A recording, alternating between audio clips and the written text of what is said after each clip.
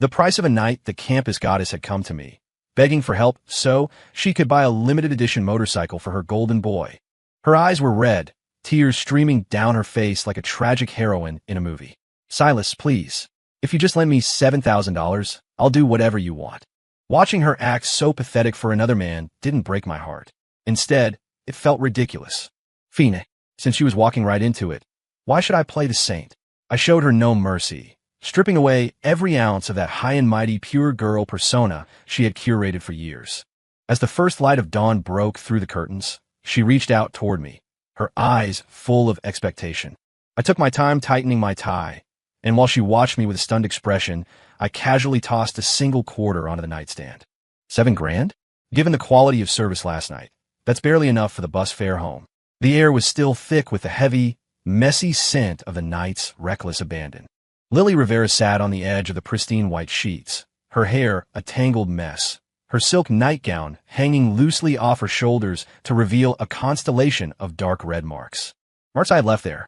Even now, her pale, stunning face held a post-intimacy flush, mixed with utter, bone-deep shock.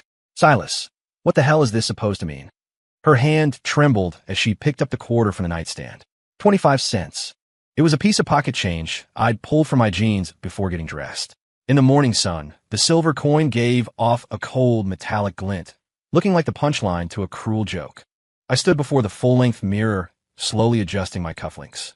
The man in the reflection looked indifferent, his lips curled into a faint, mocking ghost of a smile. The Silas Thorne who used to jump at her every command, the one who wouldn't even raise his voice at her, had died during the night. Exactly what it looks like, I said, turning to look down at her. That dignity you're so proud of? In my eyes, that's the market rate. Lily's face went deathly pale, as if I'd backhanded her across the room.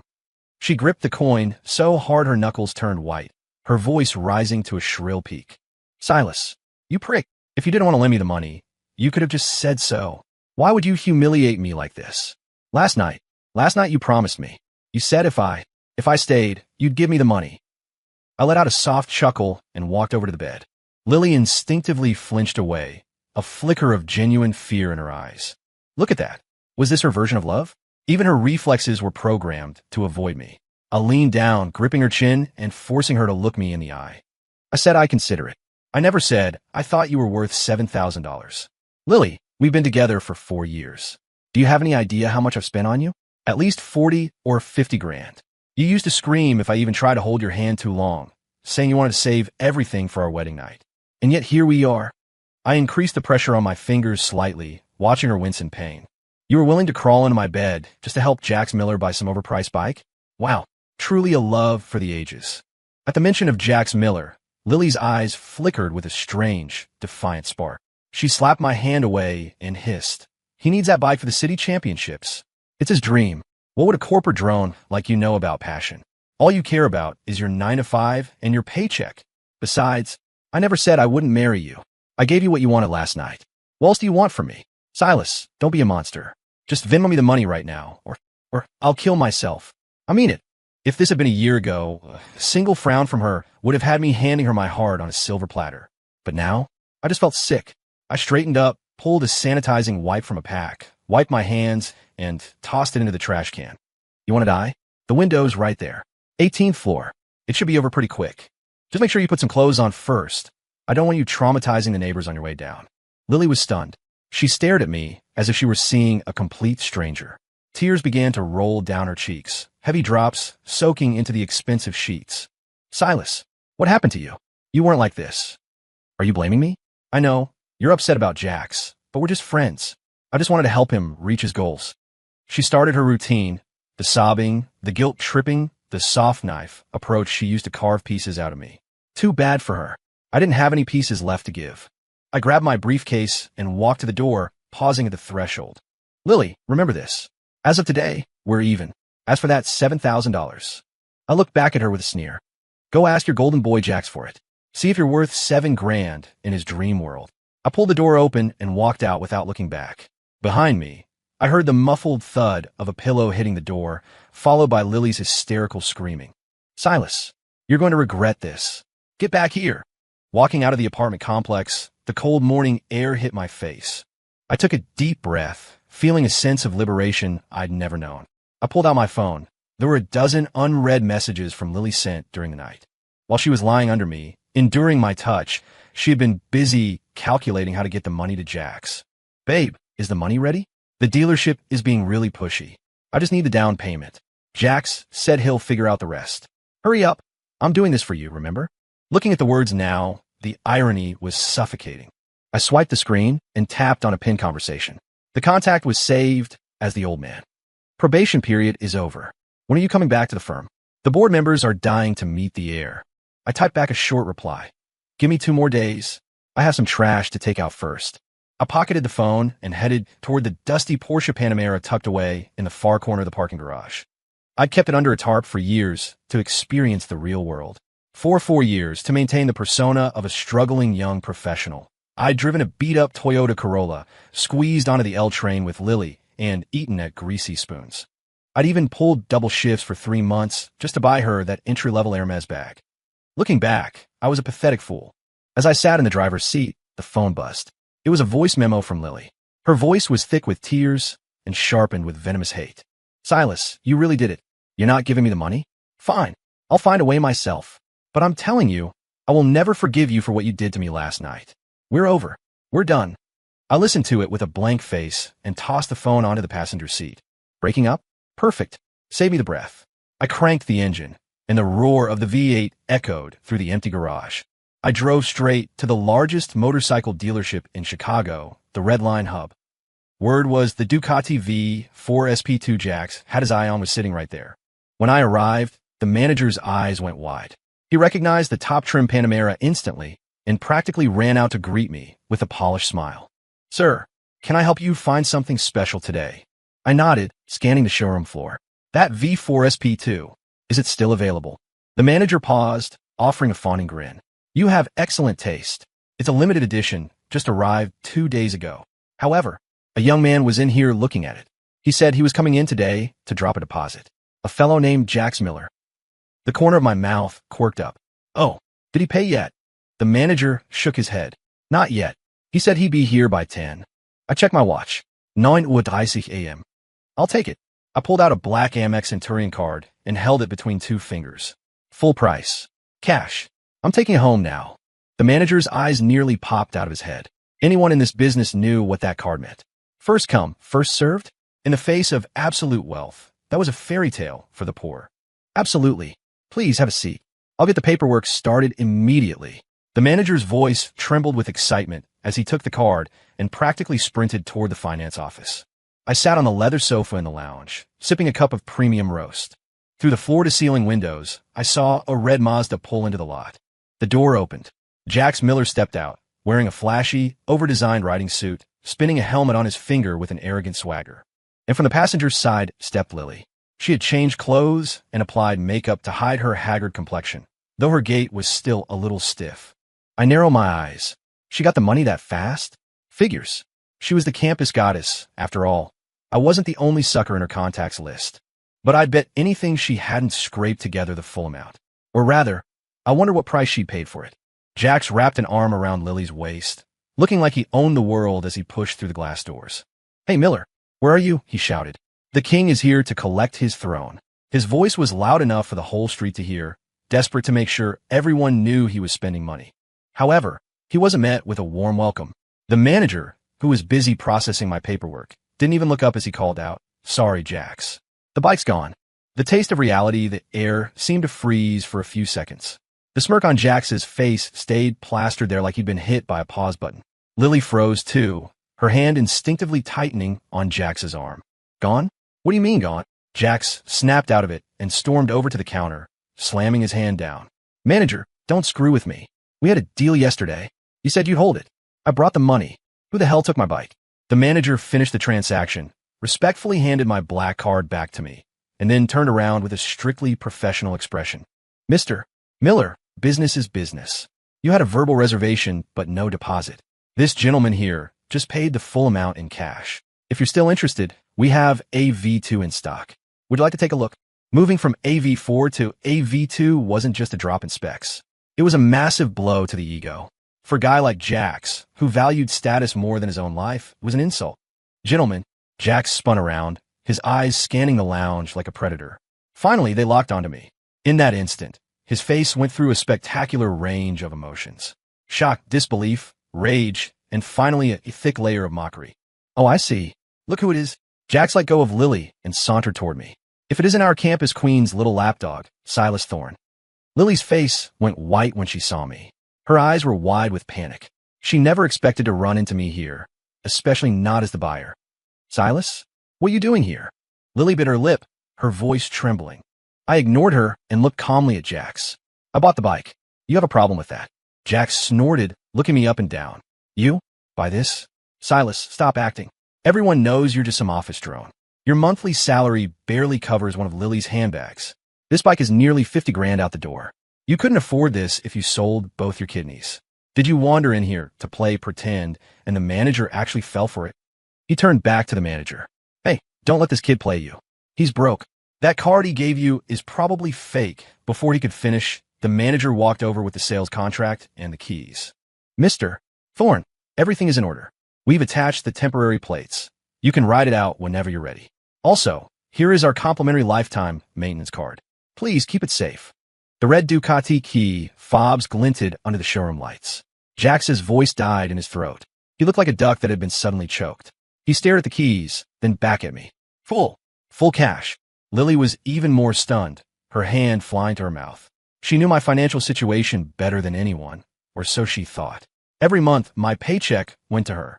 Aside from a bit of gas money, everything I earned was spent on her. Where could I possibly get $50,000?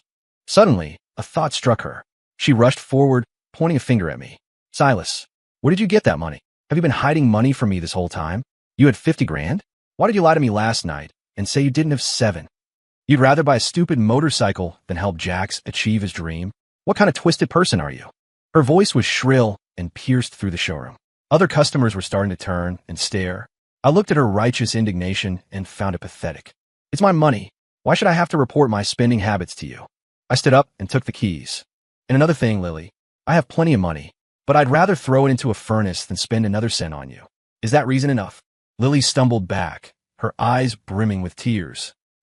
How can you say that to me? Silas, you've changed. You used to love me so much. Love, I sneered, leaning in close to her ear to whisper. The cost of loving you is $0.25 a pop. It's too cheap. I'm not interested anymore. Lily's pupils shrunk. Shame, rage, and fear swirled in her expression. She instinctively raised her hand to slap me, but I caught her wrist mid-air. Don't start something you can't finish, I said coldly. Save those hands for the manual labor you'll be doing for your golden boy. I shoved her hand away and walked toward the red beast parked on the floor. Jax finally recovered his voice. He felt like his face was being ground into the dirt. In a Chicago bike scene, Jax Miller never took an L like this. Silas, you're dead meat. You think you can just steal my bike? Jax lunged toward me, but 2 uniformed security guards immediately stepped in his way. In a high-end dealership like this, the security was professional. Mr. Miller, please control yourself, the manager said coldly. Mr. Thorne is a VIP client. If you cause trouble, I'll have to call the police. Jax's face turned a bruised shade of purple, his chest heaving. But he wasn't completely stupid. He knew he'd lose a fight here. He pointed a shaking finger at me. Fine. Silas, you think you're tough. You want to play with me? Just wait. Roads are slippery in Chicago. Be careful you don't end up a grease spot on the asphalt. I slid my helmet on, blocking out his noise. I hit the ignition, and the V4 engine let out a predatory roar that vibrated in everyone's chest. I tilted my head, looking through the visor at the woman I used to treat like a treasure. She was standing next to Jax, clutching his sleeve and trying to explain something, while Jax looked annoyed and shoved her away. The show was just getting started. I eased the clutch out, and the bike shot forward like an arrow. I left behind nothing but a cloud of exhaust and 2 pathetic clowns. I didn't go home after leaving the dealership. Instead, I rode to the heart of the Gold Coast, the executive lounge at the top of the Ritz-Carlton. This was Sloane Sterling's territory. I pushed open the heavy oak doors. Jazz music flowed through the dimly lit space. At this hour, the lounge was nearly empty, except for a woman sitting at the bar in a black slip dress. Her long curls were draped over her shoulders, and she was swirling a glass of neat whiskey. That was Sloane. Hearing footsteps, she turned. Her captivating eyes sparked with surprise. Well, look who it is, she said. The great Silas Thorne, king of the simps. What's the matter? Don't you have a lunch date with your little goddess? She set her glass down and rested her chin on her hand, looking at me with a playful smirk. I tossed my helmet onto the bar and took the stool next to her. Give me something strong, I told the bartender.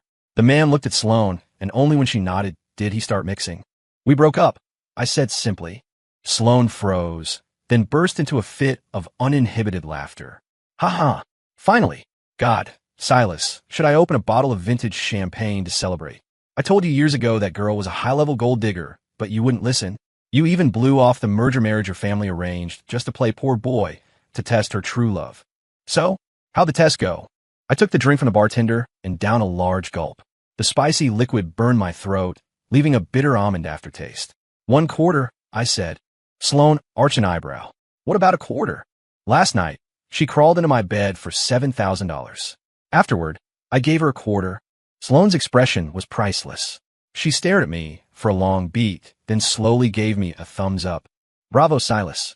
That is cold, petty, and absolutely satisfying. But her tone shifted, her gaze sharpening.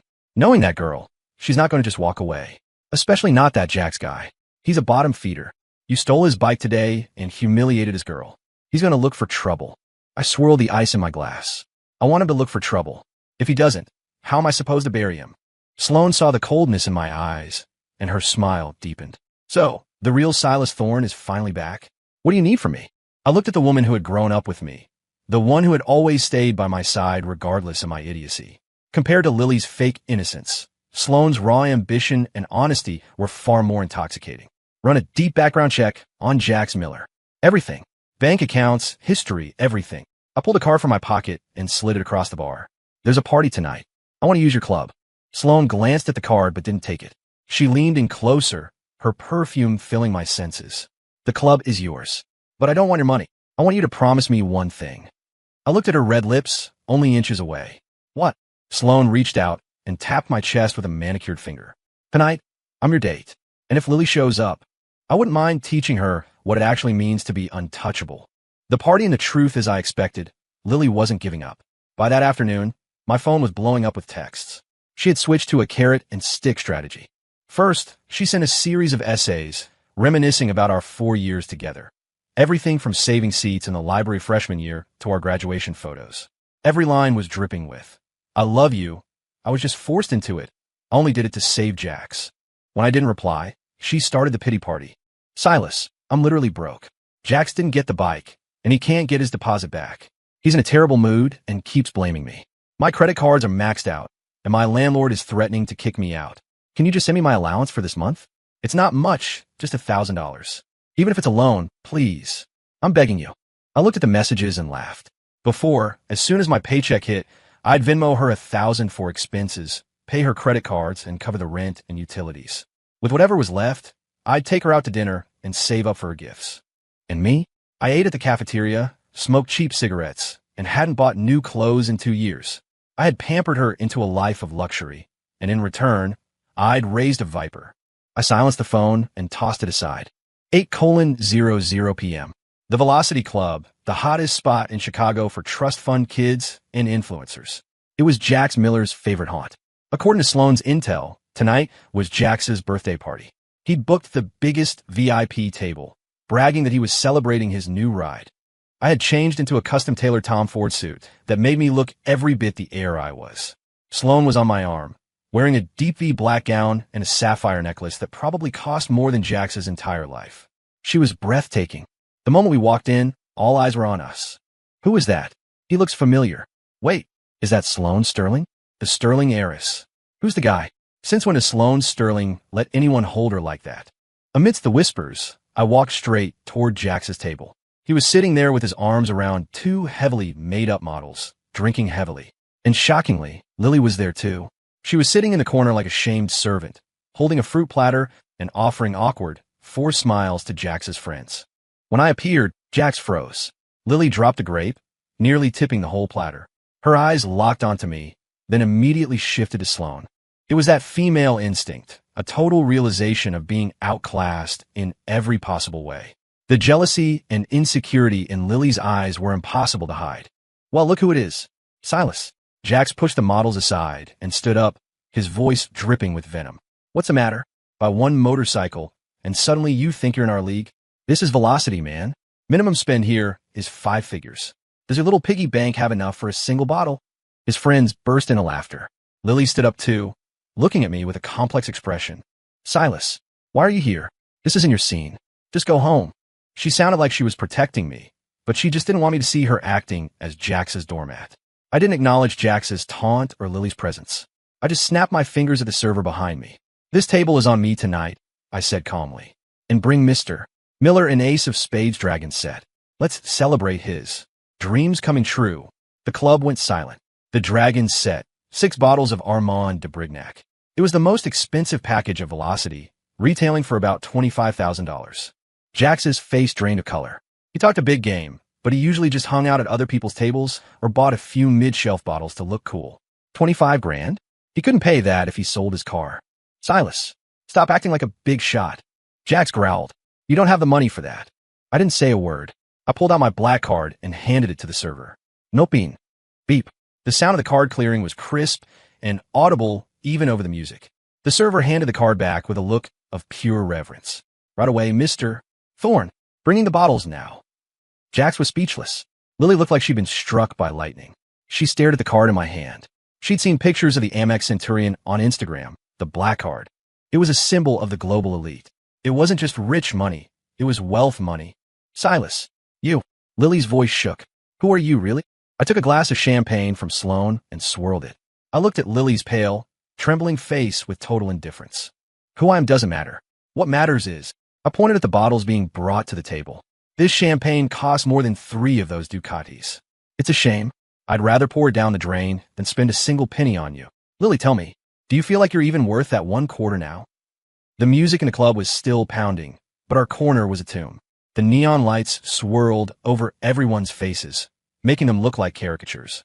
Jax's friends, who had been laughing a moment ago, were now dead silent, their eyes filled with fear and a sudden urge to suck up to me. The 2 models who had been all over Jax were already scooting away, trying to catch my eye. This was reality. Money was the ultimate filter. Lily was shaking. She looked at me, tears welling up, but they didn't fall. This time, she wasn't faking it. She was genuinely horrified. She had always thought I was a corporate slave who had to kill himself for a $5,000 paycheck. She'd enjoyed that feeling of superiority, treating my sacrifices as her birthright and my dignity as a floor mat. And now, the punchline was on her. Silas. Lily took a shaky step toward me, trying to grab my hand. Is there some kind of misunderstanding? If you're this wealthy, why didn't you ever tell me? If I'd known, I would never have. She was cut off by Sloane's sharp, melodic laugh. Pfft. Oh, I can't. I literally can't. Sloane wiped a tear from her eye. Honey, are you actually saying that if Silas had told you he was a multimillionaire, you wouldn't have gone and slept with this fake rich loser? That is the most honest gold digger confession I've ever heard. Sloane's voice wasn't loud, but every word was a needle. Lily's face turned a deep, humiliated red. You, who are you?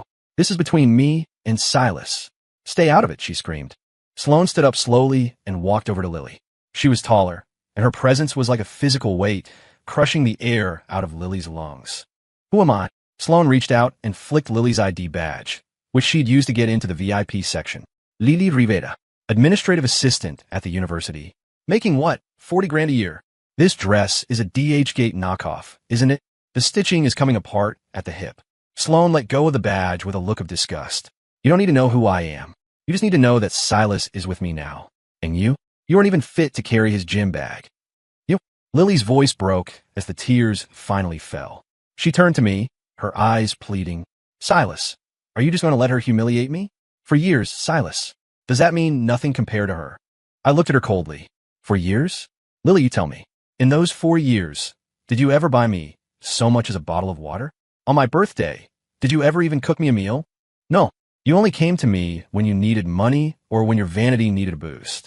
Now you want to talk about feelings. It's too late. I turned away from her and looked at Jax, who was sweating and hadn't said a word. So Jax, how's the champagne? Oh, I forgot to tell you. That Ducati at Redline? It was a lemon, a factory return with a cracked frame. Why else do you think a limited edition was just sitting there available? But even a lemon was too expensive for you, wasn't it? I hear that Porsche 718 you drive is a rental. $500 a day, $2,000 deposit. Did the money Lily gave you last night even cover the extension on the rental. Jax's pupils blown wide. I just strip him naked in front of everyone. You're full of it, he stammered. My family has millions. I don't rent cars. I smiled and pulled out my phone, tapping a file. I mirrored the screen onto the club's giant display above the DJ booth. Jackson Miller, unemployed. Assets, none. Real estate, none. Credit card debt, $45,000. Private loans, $28,000. Multiple police reports for romance, scams, and fraud. The room erupted. Everyone stared at Jax like he was a pile of trash. The aftermath, even the models who were touching him seconds ago, jumped away as if he had the plague. One of them actually spat on the floor. Scumbag. A total fraud. Gross. Jax's face was bloodless. He tried to rush the DJ booth to turn off the screen, but the security guards tackled him to the floor. Lily stared at the screen, her world crumbling. For this man, she had betrayed the person who loved her most. She had sold her body and her soul. It was all for a broke-con artist who was drowning in debt. No. It can't be, Lily whispered, staggering back. She suddenly lunged at Jax, grabbing his collar. Jax, tell me it's a lie. Tell me. You said you were a millionaire. You said we'd go to Paris. You said you'd buy me a house. I gave you everything. I cheated for you. How could you be a fraud? Jax had nothing left to lose. He shoved Lily away with such force, she hit the alcohol-slicked floor hard. Get off me, you bitch, he screamed. Yeah, I lied. So what? You're the one who's obsessed with money. You wouldn't have looked at me if you didn't think I was loaded. And gave me everything? You sold yourself for $7,000 last night. I've never met a woman as pathetic as you. Jax's words were like daggers to her heart. She sat there on the floor, her fake designer dress soaked in spilled drinks and filth. She looked like a stray dog. She looked up through her tears at me, sitting on the plush sofa. I looked back with a face like stone. To me, she was just a stranger now. Silas. She reached out a hand toward me, like a drowning person reaching for a straw. Help me. Please take me home. I know I messed up. I really know it now. I'll love you for real this time. I'll do anything. I'll cook. I'll clean. I'll give you a family. Please, Silas, don't leave me here. I set my glass down. I stood up, straightened my suit, and took Sloane's hand. Let's go, I said. The air in here is getting foul. Sloane nodded gracefully and leaned into me. We walked out together. I didn't look back at the girl on the floor even once. Behind us, I could hear Lily's heart-wrenching sobs and the mocking laughter of the crowd. After that night, Lily became a local legend for all the wrong reasons. The video of her breakdown at Velocity went viral in the university groups. Even though it was taken down eventually, the damage was done. The goddess who dumped a millionaire for a fraud was the joke of the year. I didn't keep track of her. I went back to the family firm, and the workload kept me too busy to care. Sloane became my partner in business and more. We were a perfect team. Life was back on track. Until 2 weeks later, Lily cornered me in the lobby of my office building. She had lost a lot of weight. Her skin was sallow, and the goddess glow was completely gone. She was wearing a faded t-shirt and holding a plastic Tupperware container. When she saw me, her eyes lit up, and she ran over. Silas. The security guard moved to stop her, but I waved him off. She stopped in front of me, nervously tucking a strand of hair behind her ear and trying to force a smile. Silas, are you off work? I made you some pasta. Your favorite, with the spicy marinara. You used to always cook for me, so I wanted to learn how to do it for you. She held out the container, her eyes full of desperate hope. I looked at the Tupperware.